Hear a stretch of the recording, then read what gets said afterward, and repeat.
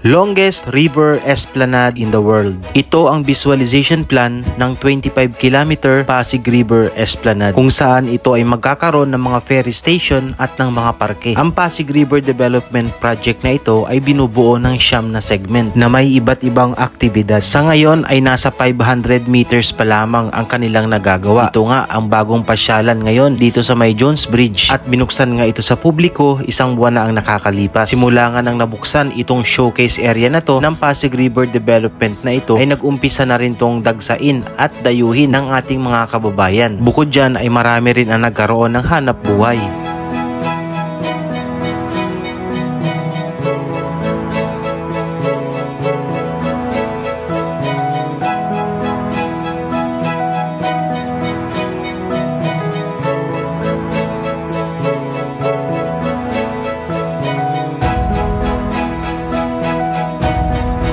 Good day mga kababayan, isang pinagpalang araw po sa ating lahat. Panibagong araw, panibagong update na naman tayo dito sa dinadayo at dinadagsang pasyalan sa Maynila. Ngayon po ipapakita ko lang sa inyo itong mga ginagawa dito sa bahagi at sinasabi nga nila na ito daw yung phase 2. Sa ngayon makikita po natin na patuloy po yung ginagawa rito yung mga pagtutusok nitong mga precast na semento na to dito sa bahagi gilid ng Ilog Pasig. Wala pa po tayong idea kung ano ba yung gagawin dito, kung katulad ba dito sa showcase area na ginawa nila dito sa malapit sa may Jones Bridge sa likod ng Post Office Building, kung kahalintulad ba.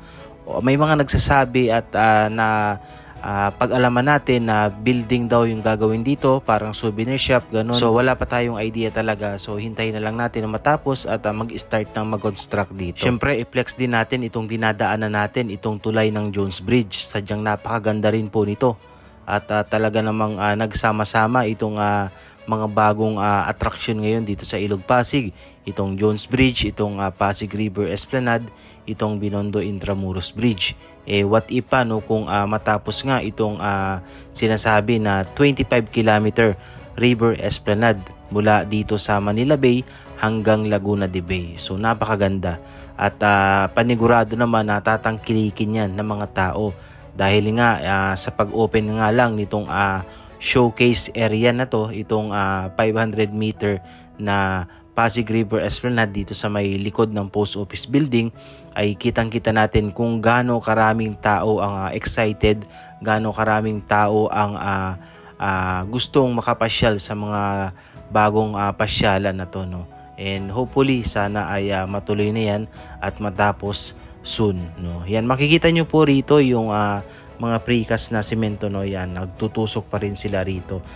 Medyo malapit na siya dito sa may Binondo Intramuros Bridge. Sinasabi rin nga na itong esplanade na to ay aabot ng Manila Bay. So meron nga po itong 9 segments, Kung makikita po ninyo, papakita ko sa inyo itong larawan na to kung saan ay nandito yung 9 na segments ng gagawing esplanade dito sa kahabaan ng Ilog Pasig. Yan, makikita nyo po rito merong 9 na segment. Simula tayo dito sa una na magsisimula mula dito sa Port Area Manila Harbor.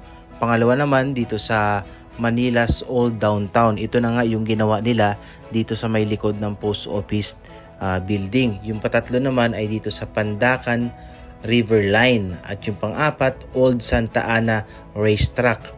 Ang panglima naman ay Downtown Makati. Pang-anim, Grand Central Makati. Number 7, Business District. At number 8 ang Pasig River Line.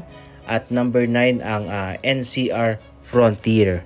So yan po yung 9 na segment na sinasabing merong iba't ibang aktibidad silang gagawin dito. Yan yung Pasig River Proposed Segmentation. Sa ngayon matagal-tagal pa po ang ating hihintayin bago matapos ang proyektong ito.